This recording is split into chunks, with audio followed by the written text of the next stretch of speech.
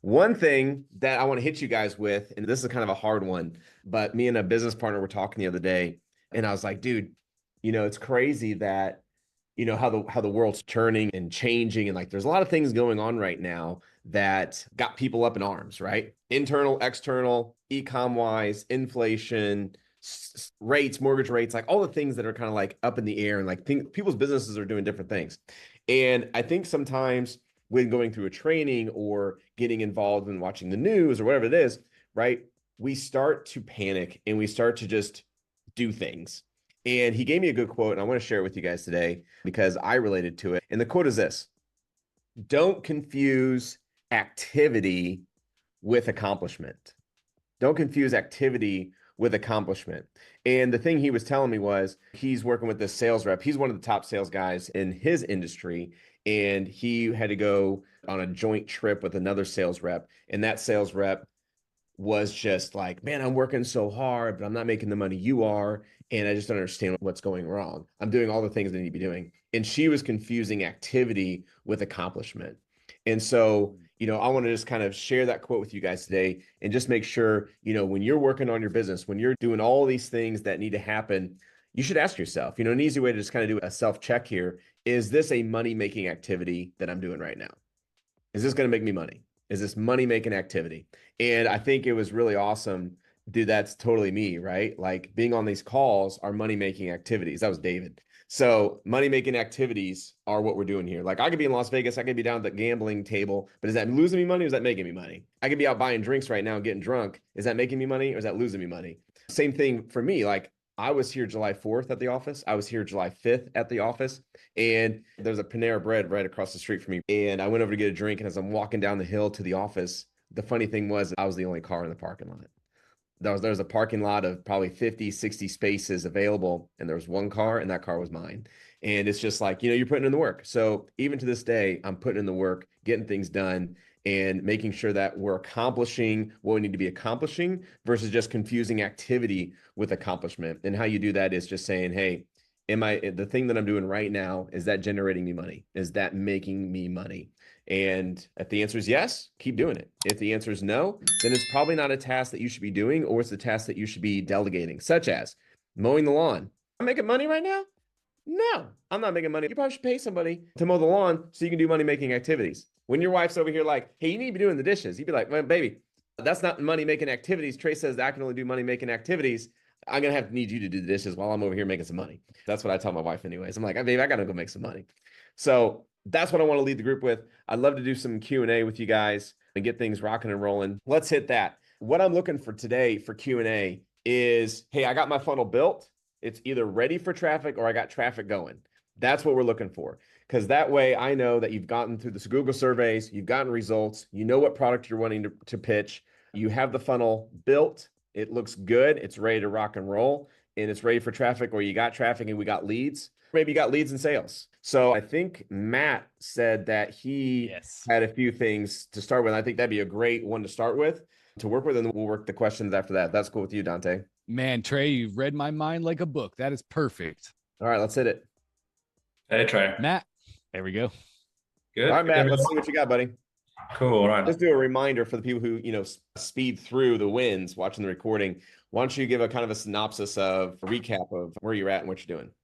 Cool. So I'm running a free plus funnel. So essentially, I have an e-commerce website that sells fashion accessories, primarily jewelry to women. And I'm using a pair of pearl earrings as the vehicle to generate the interest and gather leads, etc. So we're like 2 weeks in, getting some really good results, some really high opt-in rates. The conversion rate's pretty high through the order form. How do we scale from here? Like, obviously, we've got ads that are converting and getting the traffic in. What would be, in your view, the best way to sort of scale the ads? Because I know there's all sorts of nuances within like Meta. If you scale too quickly, it sort of like, kicks it back into learning and you have to go through the whole process again. So I don't want to rock the boat too hard, but that would probably be my primary question. I'll show the funnel in the meantime just before, and apologies, formatted for desktop is formatted for mobile just because we know customers are shopping on their mobiles. So I'll just keep it in this format just so it's When you did that, did you Yeah. only advertise on mobile? Did you remove desktop from ads? Yeah, correct. Yeah. Cool. All right, cool. So, yeah. Nice. So yeah, free earrings, normally 37 quid. We're based in the UK. Just real quick on that, Matt, since you're only moving mobile traffic, you should set up a $5 a day or $10 a day ad for retargeting of people who went on your mobile for Yeah. desktop. Okay. So what we have seen is people will view it on their mobile, but then they'll come back within a 7-day period and purchase it on desktop.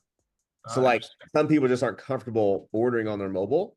Yeah. So they'll send it to an email, they'll send it to the friend, or they'll copy the link and whatever. But a retargeting ad to desktop would probably get you some pretty stellar cheap conversions.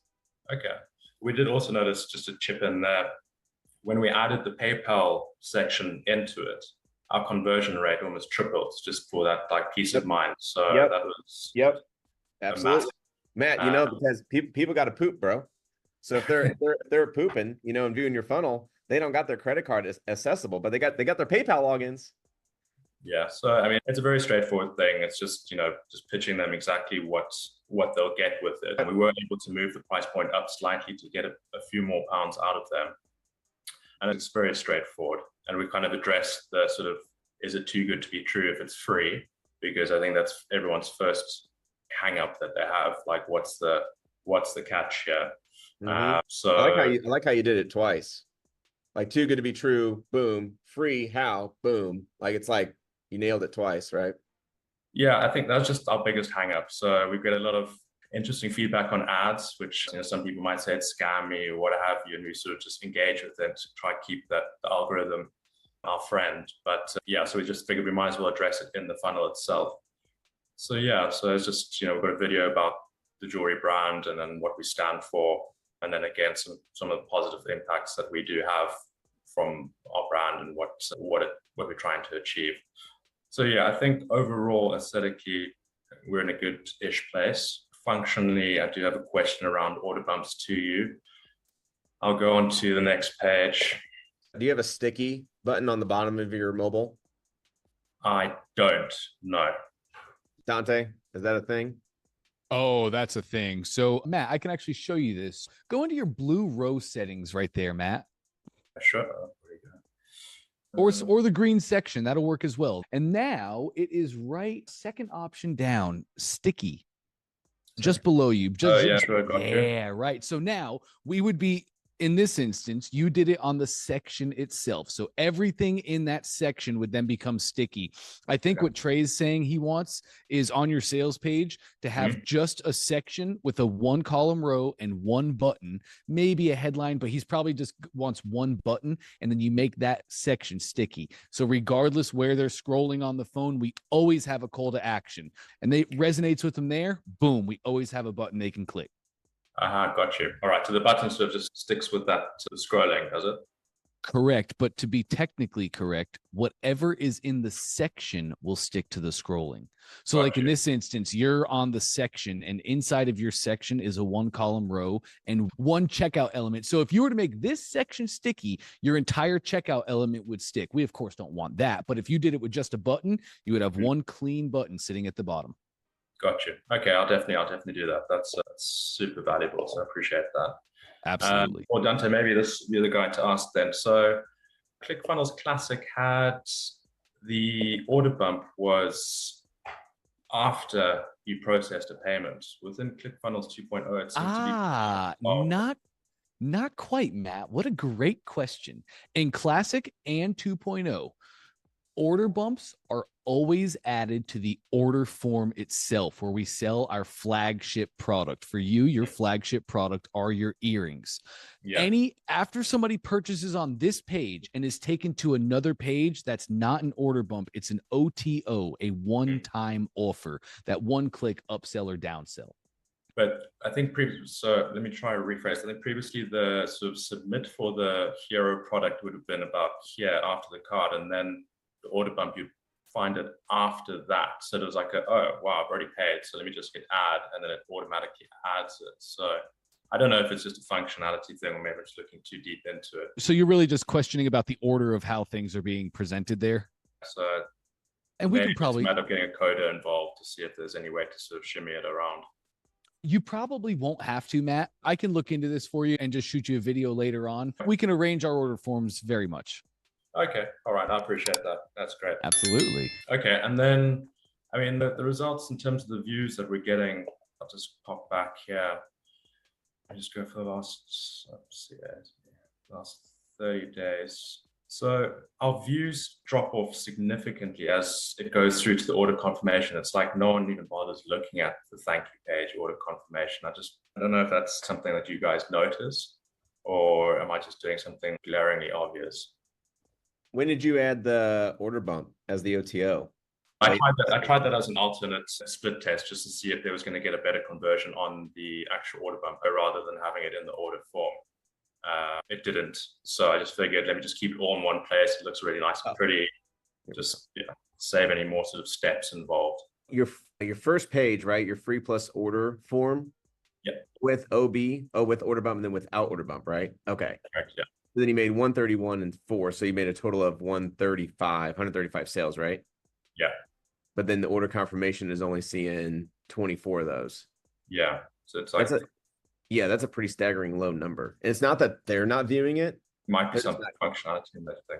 So I would put mouse flow on this funnel if you haven't already, or Hotjar, or whichever one you want to use. Microsoft Clarity. The URL for it is clarity.microsoft.com. I'll put that in the chat for you guys. Yeah, that's the training. The question for you is, we're looking at an alternate version of this rather than doing this free because you have a limit in terms of how much you can charge people on shipping. I mean, we've found it in the UK, guys are here a bit more sort of prudent with how much they're willing to spend on shipping. So, well, let me ask you this, Matt. Yeah. Is on your order form, I'm like, hey, I got 2 girls. How do I order 2? Yeah. So I have had some people go backwards and reorder the free. So, they're. But how do I order 2 on your order form? You can't right now. So it's literally just shoot. Yeah. Why not? Yeah. Okay. So you reckon what would that be? A second page as the one-time offer in terms of more? Have you watched the V curve training? I have. So I was going to ask you the question in terms of, I guess, if we were to set it up as a different funnel at a 75% off, so the one would be £9.50, the second would be 2 at the retail price of whatever it would be. $19. I would do the V curve with your shipping price. Okay. So always give them the option to buy more than one. You're automatically losing sales because you're only giving them the option to buy one. Gotcha. So I would I'm not used to pounds, but whatever the poundage is for one to go out, I would make 2x that. And then I would take 3 and I would do a 2.25 on that price. Okay. And so now they can select 1, 2, 3, 4, 5, and 10 earrings following that V curve. You can say handling logistics fee is $7.90. Next one is, 14, or like it'd be $15.95. Is that what it is? $7.90 times 2. Yeah, $15.80 is what I'd do for 2 of those. And they're still free, right? Handling logistics fee is $15.80 at this point. And I would just have those as selections. And I'd have the 3 pre-selected. And maybe when they grab 3 of them, you give them maybe a jewelry case or an earring case that I'm pretty sure you can get from China for free. They already come in a case? Yeah, they come in a pouch. We actually do have some jewelry boxes on sea right now heading to me. So those will be ready in a few weeks. Then Matt, just do the pouch. Okay. Say when you get 3, we'll bonus you 3 pouches, 3 jewelry, fabric pouches, or whatever you want to call them, velvet pouches added to your order for free. Okay. Or say, like make it short, right? Like I use ChatGPT and I use Napoleon for things to make more clarity. Like I'll say, hey, I want to tell the user that they're going to receive 3 velvet pouches for free when they grab this product to their order. And I'll be like, clean that up and make it 3 words or less. Okay. And so then it gives me pretty much my headline at the top there. Okay, sweet. Yeah, I'll definitely give it a try. Just keep it separate. So you already got the order bumps, right? Now, why are you only charging $584 for those? They're actually £7. It's a taxing thing, so I can't work out how to keep a flat rate because the VAT in the UK is included in the retail price, so it's not charged separately like it is in the States. So I can't work out the functionality within ClickFunnels to make it one flat number. Well, I guess I'm okay with that. I'm just saying, why is it so cheap? Just to be like a no-brainer, just like, yeah, just add it to the basket. How many people are adding that? We're getting about 17%. Okay. So 17% times $5.84. So let's see, 17. That's what I'm doing. I'm doing 0.17 times $5. I'm calling them dollars, pounds. So that's adding $1 to your CPA. Now, let's say you charge $27, 27 pounds, and you got a 10% take. Immediately, I tripled your CPA. Because if I got 10 people taking it at 27 pounds, that's I'll cross average of orders. That's an additional 2.7 pounds that I'm getting per order. If in your case, you're at 17% at 5.84 pounds, well, that's only 1 pound per order on average. So just by changing the price and lowering the take rate, I increased how much additional revenue I'm going to make per average order. Yeah. Okay, that's a really good idea. I'll test the limits on this part as well. Just keep increasing it until it doesn't make sense. Yeah. So like if you're getting 10% at 27, get 37. If you're getting 10% at 37, do 47. And even if you're at a 7% take rate at 47 pounds, and it's still more than 10% at 27 pounds, you keep it. Okay. It's quantity of orders, not the, let's see.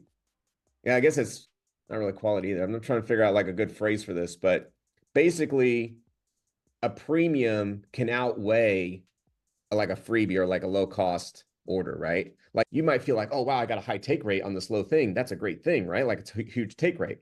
But me over here, I'm charging $47 with a 10% take rate, and I'm making more money than you, even with a lower take rate. So I can outcompete you by Facebook ads because I can spend more than you can. And you're going to be like, how's he doing it? Because I've tried that at price. That's why you want to make sure, you know, when you're doing these numbers, it makes sense. Again, you're probably like you will double your order value right now when you just give the options to buy 2, 3, 4, and 5, and 10. You will double your card. To value the brand by offering stuff so cheap. Yeah. So I guess it qualifies the wrong type of customer to come in at the end of the day. If it's so cheap? Yeah. Sure. But you're saying, hey, you're giving the first set away for free. Yeah. Well, you should charge the premium price for the next one, right? Because you're telling like, hey, these are normally 37 pounds. We're going to charge you get these for free today. And oh, by the way, if you want these other rings, they're free too, practically.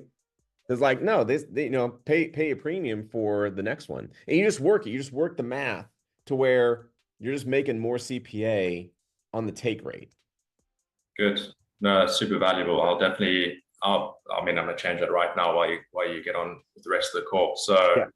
I'm not going to hog any more time, but yeah, thank you very, very much. I look forward to seeing dude, you're not hogging time, bro. Like, yeah, this is Matt. This is amazing. Yeah, calm down. Look at this. Everyone's itching in their seats. So no, it's well, like why we got this? What, the dead space? Well, yeah, what's so dead? How much money is that making you? I'll stick it in Canva and add some copy in there just to fill it out. Okay. Also, this image, right? This is not presenting the product to me. I'm not seeing a demonstration of the product. Like go to any Instagram jewelry store and watch their videos, and they don't show you just the image. They show it on their finger, in their ear, really nicely. And so that's something that I would maybe split test. I've sold jewelry once and we did really great with it. But here is I would test this image out with the image you got now, with a different image, but don't change the price. So you can't do both, right? You got to either keep the price or keep the image. So if you keep the image, see if your take rate goes up or down. And then once you got that dialed in, then move the price. So you can't do two splits at once, but choose your destiny, right? I've definitely got an image on models, so I'll do that test, and maybe even it's a matter of trying to splice both pictures in here somehow without looking too. I wouldn't do that. I would just do one of the other. Okay. And then here I'm gonna really throw you for a loop. I want you to test no image. Oh wow. Okay. Huh. And I want you to describe the earrings, like with a sentence. Be like, claim today our most top seller, diamond backed, gold, I don't know, framed, stainless steel earring that sells every time we list it, which is why we can't even show an image of it. Okay. You know, something like that, where it's like, yeah, I'll check that, because we do this all the time with sweatshirts. So we will sell a sweatshirt and we'll say, hey, grab the sweatshirt, and we don't even show them the design on it. And the take rate's always higher because imagination overrules reality. People's imagination of what that earring is will be a higher take rate than seeing them. Interesting enough. So test it. You might get 0 results. I don't know, but it's a great test. Is the no image on the order bump. We don't have any images on any of our order bumps. Okay. So I want people to take a few notes here while I've taken notes. So what you guys are seeing is a working funnel. This is a working, breathing, living funnel right now, right? So the number one thing that I caught right off the bat was, for his mobile version, we want to add that sticky button at the bottom of the scroll. So everybody should notate, on my mobile, I need a sticky button at the bottom of the scroll. So that way, no matter how they scroll, there's that bottom that sticks at the bottom that takes them to the next page or the opt-in piece of the funnel. Second, as you heard Matt say, when I added PayPal, my sales tripled. Everybody should have been like, ding, ding, ding. I need to get PayPal added to my sales funnel ASAP. Third is free plus shipping offers. If you're doing a free plus shipping offer with stickers, with Christmas ornaments, with cookie cutters, whatever it is, earrings, you want to make sure you're offering more than one. Always follow the V curve until proven false, right? The things that are in the training are there for all product funnels. Doesn't matter if it's free plus shipping, if it's an invisible funnel, if it's a premium funnel, like whatever one it is, that V curve is so important to follow. And then if you're seeing that, oh, wow, everybody's just buying one, then jump on the call and be like, Trey, no one's buying 2, 3, 4, and 5, and 10. Should I remove it? Versus never even testing it, and you're dealing with low carts, right? Because our goal is to get Matt as big as carts as he can, so that way he can afford even more traffic. And he's like, I'm running out of earrings, and China can't supply them fast enough, or wherever you're getting from, is to make sure you're adding Microsoft Clarity to your pages. That will give you a fly on the wall view of what your users are doing, how they're navigating your pages, and where they're getting stuck, where there's friction in your pages. That'll show you like, oh, there's friction here. I need to fix this. So they're stumbling over it for whatever reason, fix it and create a more seamless take through it all. Okay. So that's what I got so far for you, Matt. Thank you very much. We got to see the next piece. Let's keep going, Matt. You're super kind with your time, and I really appreciate your heart and thinking about everybody else. Matt, you have no idea how much everybody else is learning from this example right here. That's good. I'll keep you updated. I think Trey wants to do a little more with you here, though. Want to keep moving, or you want to move away, Matt? You got enough? I'll put my hand up. Okay.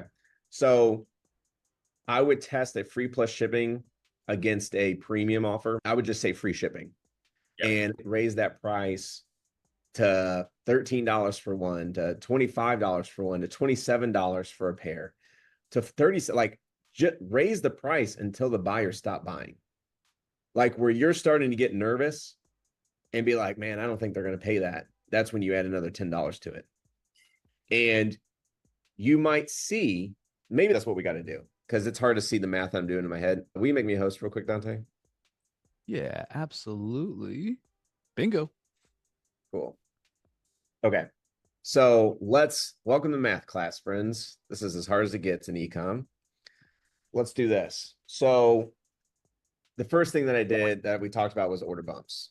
Okay. Is that clear? Do I need to make that bigger? No, that looks great, Trey. That's perfect right there. So order bumps, right? So he was selling his at, we're going to call it US dollars because I have no idea how to do pounds. 584, right?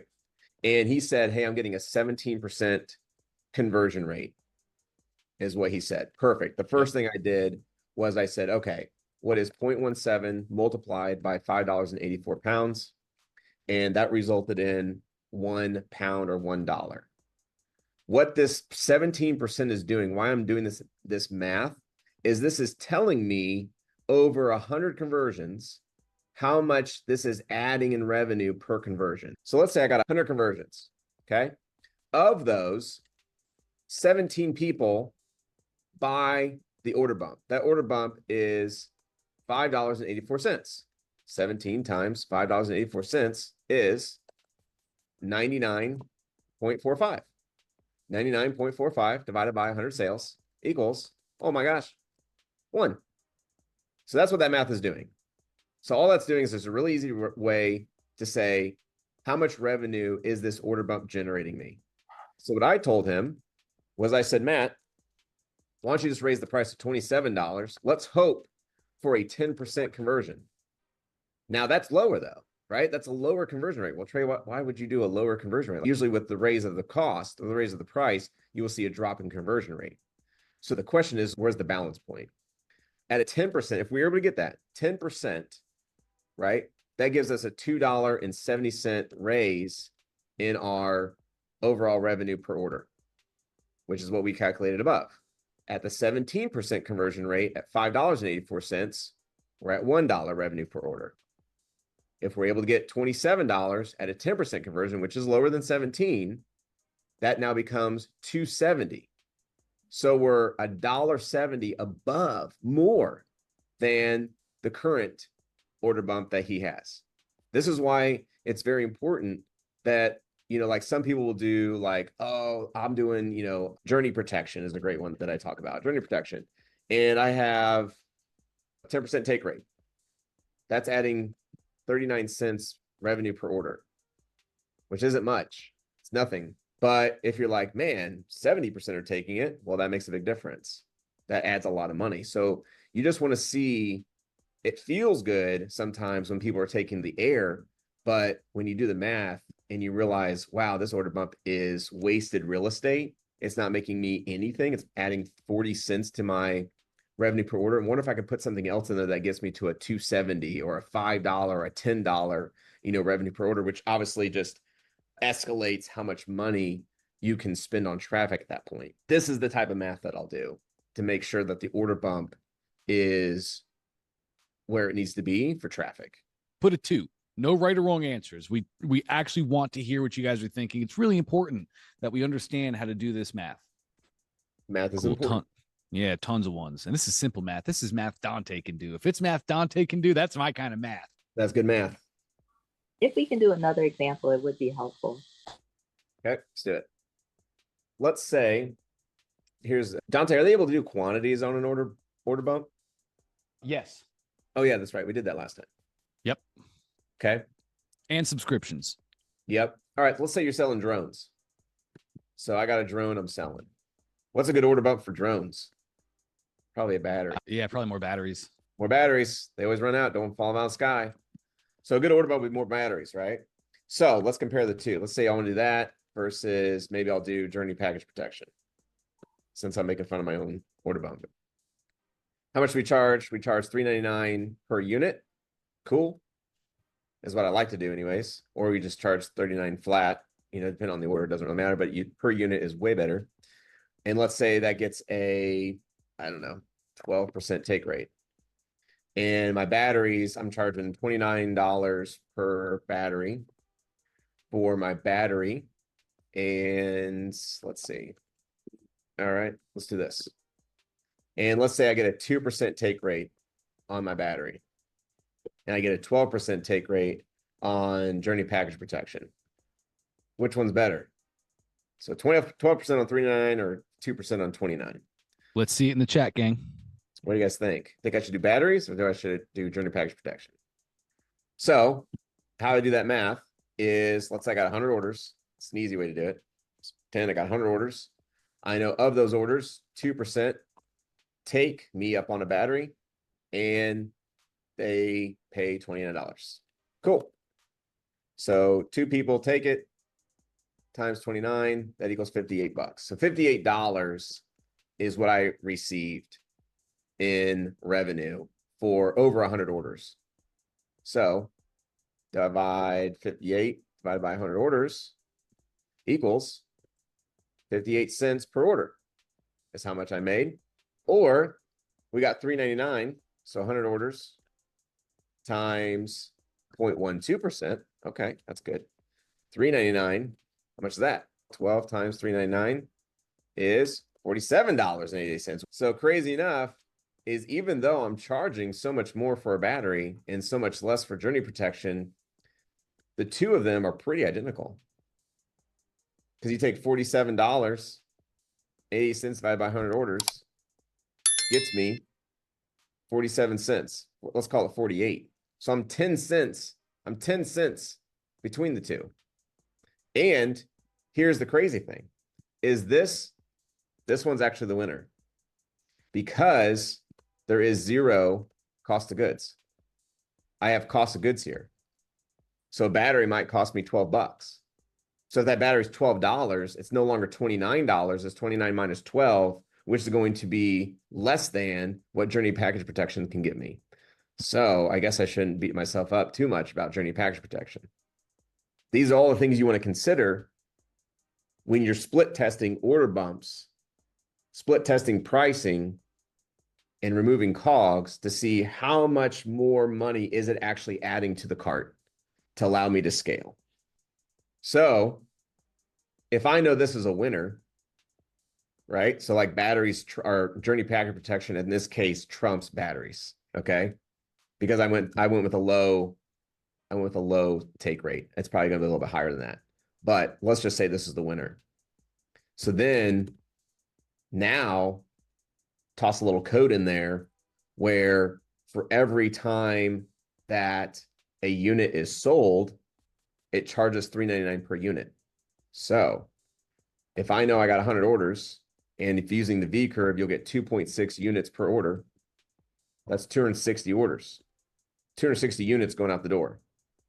And if I got that code that's hitting at $3.99 per unit now, well, that's $3.99 times 260. That'd be 137, well, 1,037 units. That's pushing out. That's obviously at 100% take rate, right?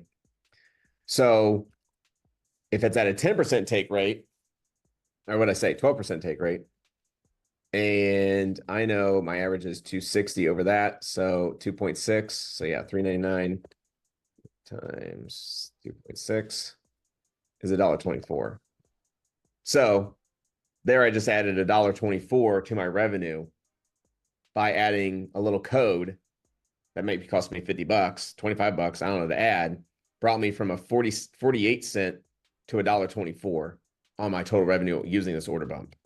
Okay. Is the order bump actually making you money? You know, is it actually like creating like weight within the whole total amount of order value that you're getting when doing your Facebook ads, when doing your funnels? And if not, then I would say replace it with something that does carry a lot of weight.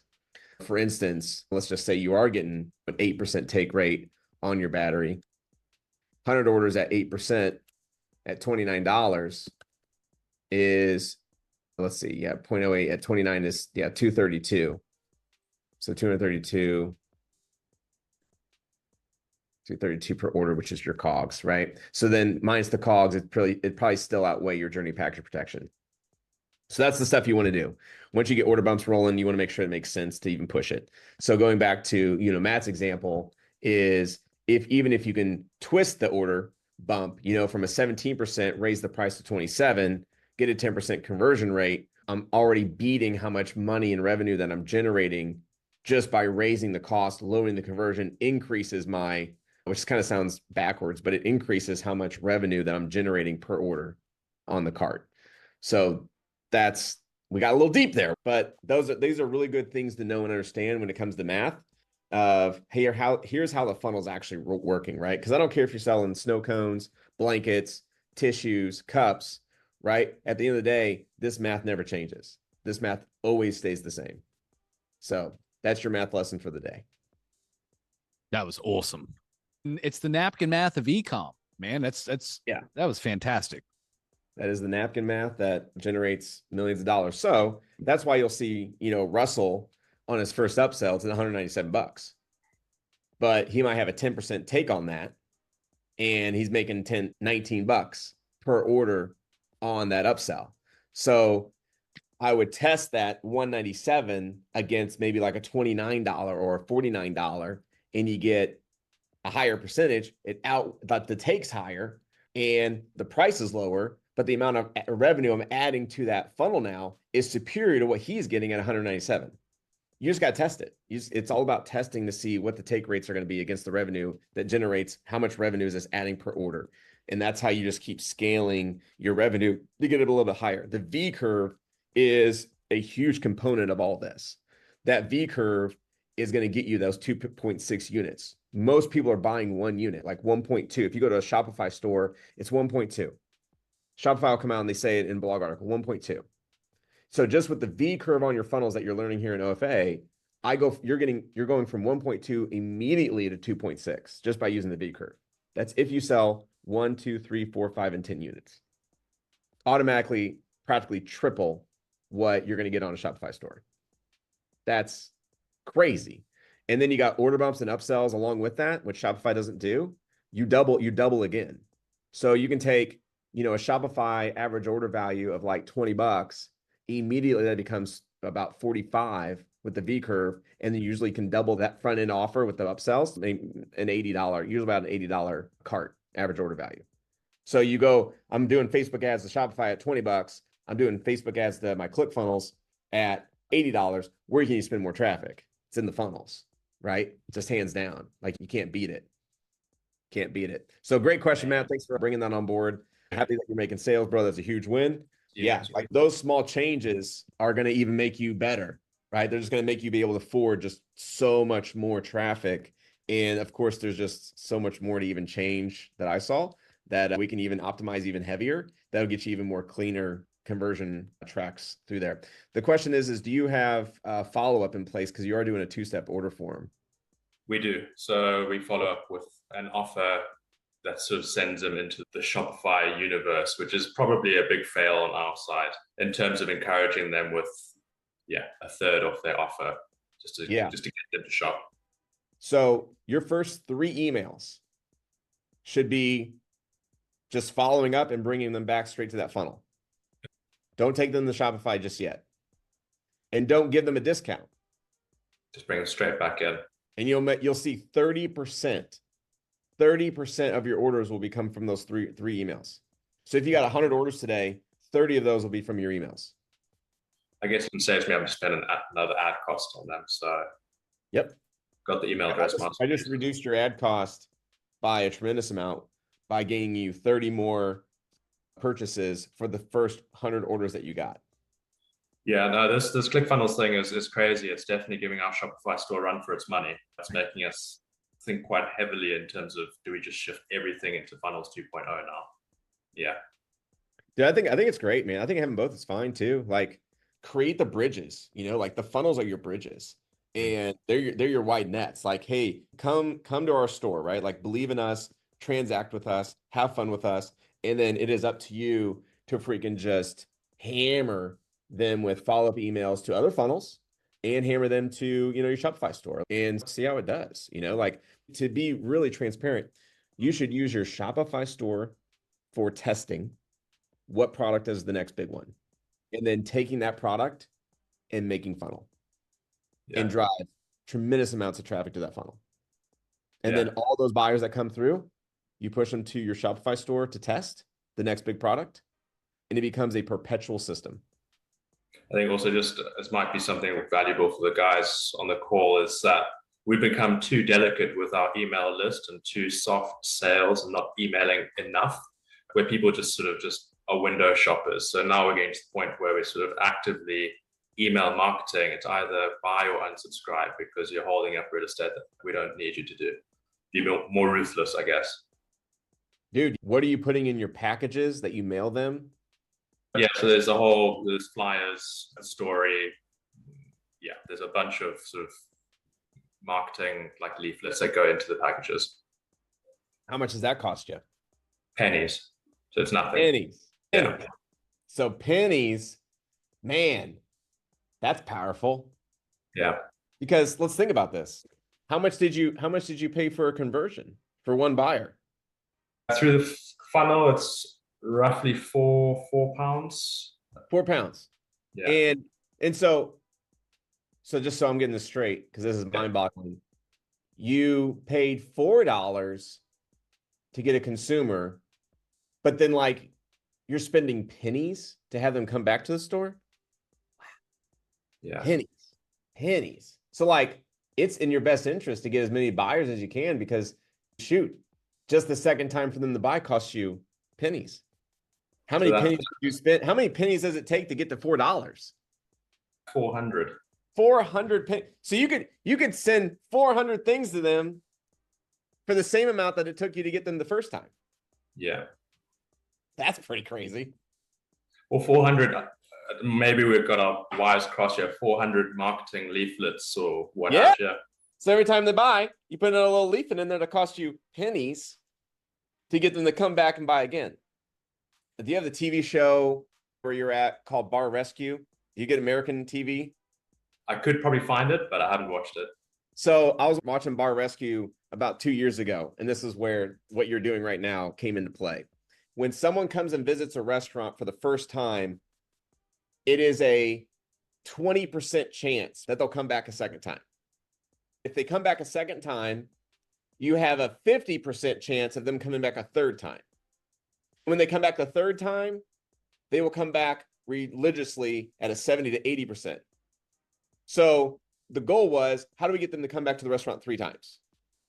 So what he did was he said, hey, they come to the restaurant, they eat the first time, they put a red napkin on the table instead of the black napkins. So everyone knows that those people in the restaurant with red napkins are new people. They've never been in that restaurant before.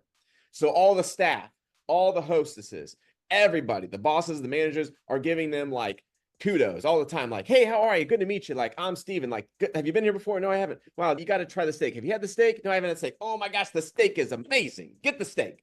So then they get the steak, right? And they're eating the steak. And they're like, man, I noticed you guys didn't get appetizers. No, we didn't get, oh man, that's too bad. Tell you what, here's a free appetizer. You got to get the onions. The onions are amazing. You get the onions, come back, and you get a free onions. And so this coupon brings them back for some free onions. So now they get a green napkin. So now everybody knows this is their second time in the restaurant.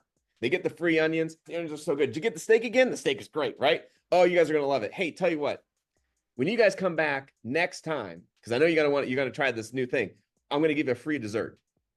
Come back. Here's a free ticket to a free dessert.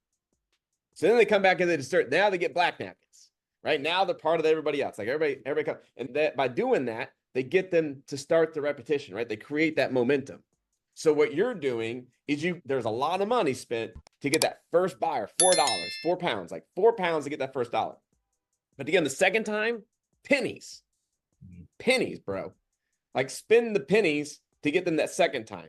Spend the pennies to get them that third time. So there should be things that you're doing in your ShipStation account that is tagging people, right? First time buyer, second time buyer, third time buyer. And with your 3PL or your third party logistics team, they're seeing these tags. First time buyer, second time buyer, third time buyer. And there should be leaflets that cost you pennies that are going in there saying, hey, thanks for trying us out again. We really appreciate the business. Welcome to our jewelry store. You got to go over here because you're not going to miss this opportunity where we give you a free jewelry box. Get the free jewelry box when you come back and buy the second time. Hey, you got the free jewelry box. You purchased this. Tell you what, we want to give you a free necklace to put it in the jewelry box the third time. And what you'll find with your Shopify store, with your funnels, is that your repeat business, your repeat customers are just through the roof because you've led them down the train or the path now for them to keep coming back to where now it's just become habit, right? They know the store they would like to be with. You've given them so much really good stuff. Every time they go into their little dresser, they see the jewelry box with your brand on it, with maybe has a QR code that they scan that takes them to your Shopify store or your ClickFunnels or the newest and best offer that you got for that month to get them to be back buying from you. this isn't just for the jewelry store. This is for every niche you guys are doing, right? This is for the tennis niche. This is for the gardening niche. This is for the trucker niche. Like any niche that you're in, you can do this same philosophy, right? These same principles that I'm teaching you guys today, and just go do it in your niche to get people to repeat, come back to you. But what people do for whatever freaking reason is they're like, I just like paying $4 to Facebook to get a new buyer because I got these buyers over here. They're sitting in my database. Screw those guys. They aren't cool. They're not part of the cool club. Everybody's hanging over here on Facebook. I'm going to go pay for those guys instead of paying pennies to get those people back to come back and buy some more stuff from you. Dude, this stuff gets me jacked up and juiced up, like Dante would say, because I can just see the money signs in your business that are ready to be like flowing. It's refreshing hearing it because I think you forget about these things. To have a fresh perspective is super valuable. So thank you. Go do it, bro. Go do the thing. Come back next week. It's done. All Thank right. you. Cool. Oh, you're muted, Dante. You got to press your cool button. Sorry about that, first time on the job. Matt, a lot of people are curious about the ad that you ran. Would you be okay showing the ad? Yeah, of course. Let me just that'd be super helpful. Hunt it down. Give me a second. Not a problem. I'm not sure how many I have running in here. Okay. So I've got, what's that? 2, 4, 6, 7 variations. I don't do any of the Advantage Plus stuff on Meta because it kind of, if you put the work into getting the creative to look how you want it to look, I don't want AI or anyone else to get involved with adjusting things because they add in weird text and weird colors and weird music, and it kind of throws it all out of whack, which I feel like has an effect on what customers are seeing. So that's one variation. And I do tend to put a few primary text in there just to sort of hit on some of the points that might resonate with people. I also make sure that placements are cropped and are in the right format for the different placements, and also make sure that when I place the ad, I make sure that it's not in some, so I remove it from like Facebook Messenger and fringe placements that might take up some of your budget and just focus straight on reels and stories and feed. So that's the one variation. And again, this is all done in Canva, so it's very straightforward for everyone to be able to do, free in your face. Again, just super basic. And it's just the model, on model, off model. It's the same copy across all of them. And yeah, same text across the board. You're just swapping out creatives. Love exactly. That. Yeah. Same text. Once the text converts, new creatives. That's ads 101. So that's it for now. So it's just a matter of scaling the ad spend as well. It's a dance. Awesome. Thank you for sharing that, Matt. That was fantastic. No worries. Thank you. Absolutely. Great job. Good work, dude. I think we had somebody else had a big win that they were getting big results to their funnel. Who was that? Remind me, gang. Turn your camera on, put your hand up. Trey, I'd like to go look at another success, another funnel that's getting the ads are converting. People are going to the funnel. Go. Where'd that come from? Yeah. Heavens of speaking.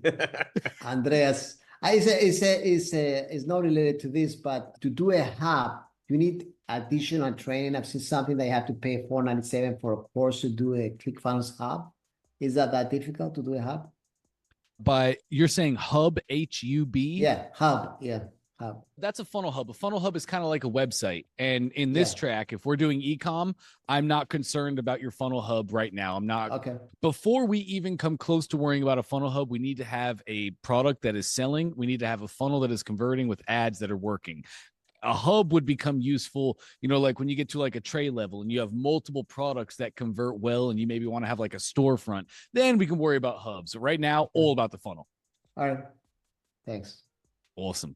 So my brain is just falling flat on me, gang. I know there was somebody else that was saying they had great results come in since last week.